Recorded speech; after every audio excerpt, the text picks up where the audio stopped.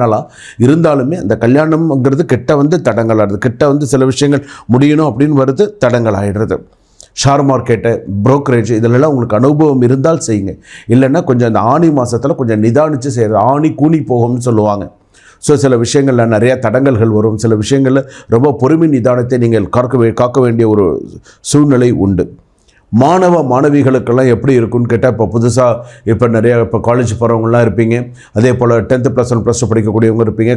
கவுன்சிலிங்லாம் இருக்கக்கூடியதெல்லாம் இருக்கும்.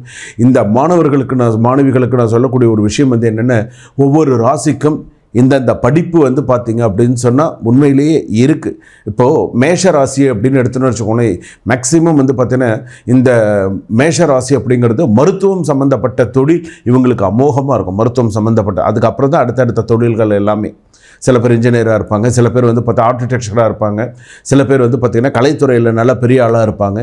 ஸோ இந்த மேஷராசி அப்படின்னு சொல்லும்போது நான் எந்த துறையை எடுத்து படிக்கலாம், இப்போ உங்களுக்கு ஒரு கவுன்சிலிங் நடக்குது, அவங்க அதை சொல்கிறாங்க, இவங்க